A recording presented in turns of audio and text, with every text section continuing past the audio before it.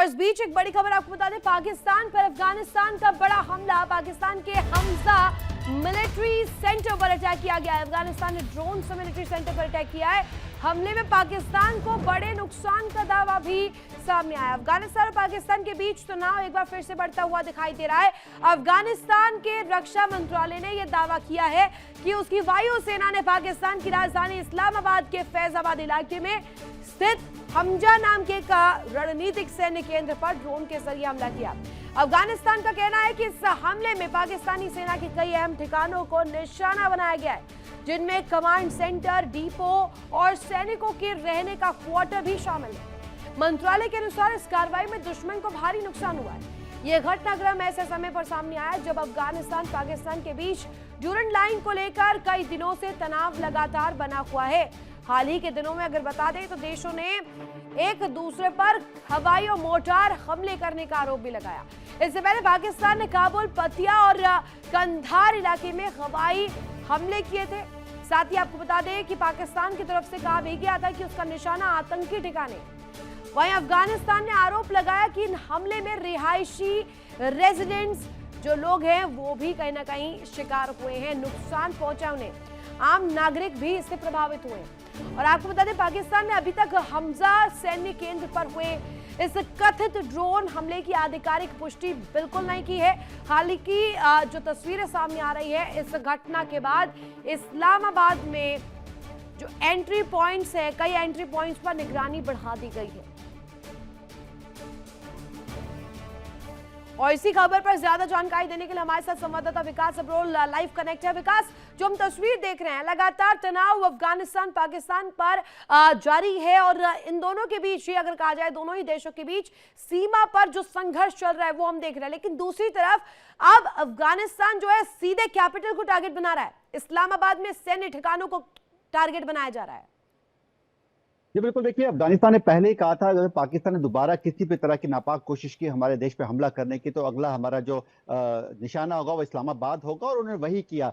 कल देखा गया कि एक बार फिर से पाकिस्तान ने उनके जो रिहायशी इलाके थे, उनको काबुल के आसपास के गांव थे वहां पर उनको निशाना बनाया। कई उसमें जो मासूम लोग थे वो मारे गए, कई घायल हो गए। उसके बाद से लगातार ये हमें पता था कि रिटेलिएशन तो होगी। कल सुबह भी हम लोग यही बात करते कि रिटेलिएशन अब अफगानिस्तान की तरफ से होगी, कब होगी, क्या होगी, ये नहीं पता था। एक बार फिर अफगानिस्तान रिटेलिएट किया, उसका जवाब दिया, और ड्रोन जो है 3 ड्रोन जो है वो जो है पाकिस्तान की तरफ भेजे, जहां पे जो एक उनके हमजा कैंप पे गिरा, उसके अलावा 2 ड्रोन और गिराए गए, उनके संस्थानों पे गिरे हैं और काफी नुकसान हुआ है पाकिस्तान को।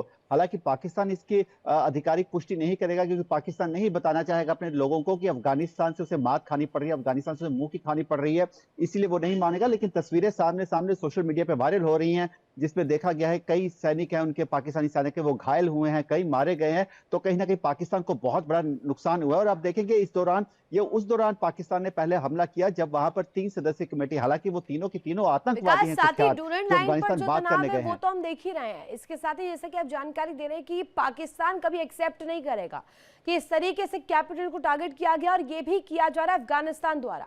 लेकिन दूसरी तरफ अगर कहा जाए रणनीतिक पैमाने पर भी ये सबसे बड़ी फेलियर के तौर पर साबित होगा पाकिस्तान के लिए कि वो अफगानिस्तान, वो टीटीपी के लड़ाके जिन्हें काउंटर करने की कोशिश पाकिस्तान करता है, एयर स्ट्राइक करता है और रिहायशी इलाकों पर टारगेट करते हुए आम नागरिकों को भी निशाने पर लेता है। लेकिन इसके बावजूद भी अफगानिस्तान चुप नहीं है, अफगानिस्तान सीधे कैपिटल पर अटैक कर रहा है।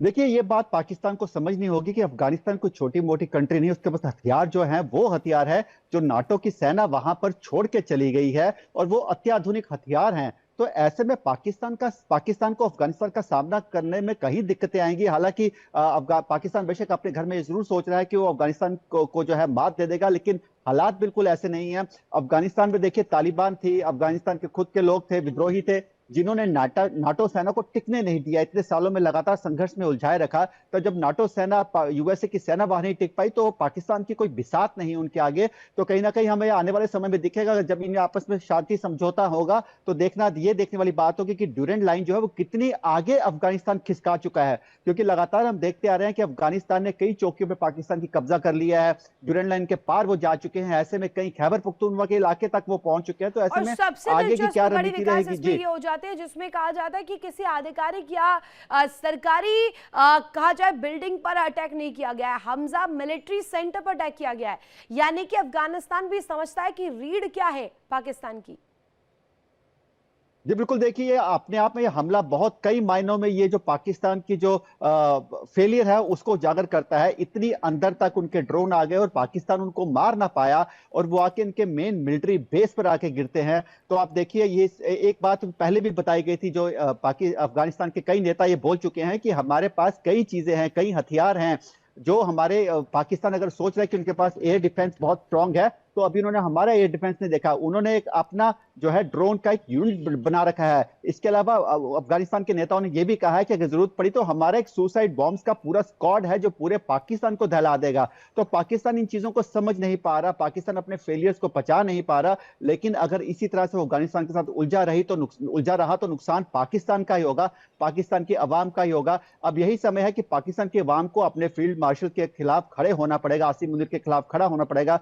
सत्ता परिवर्तन बहुत जरूरी है, क्योंकि ये सत्ता जो है ये सत्ता चला नहीं पा रहे। बहुत बड़ा फेलियर पाकिस्तान के लिए रहा है कि जिसे पाला पोसा, जिसे आगे बढ़ाया, वही अब हमले कर रहा है, वही पाकिस्तान को चारों खानों से कहीं ना कहीं मात दे रहा है। ये देखने वाली बात होगी आने वाले समय में ये संघर्ष और कितना बढ़ता है। बहुत शुक्रिया तमाम जानकारी के लिए विकास साहब का। देखिए इंडिया डेली 24/7 अब आपकी स्मार्ट टीवी पर।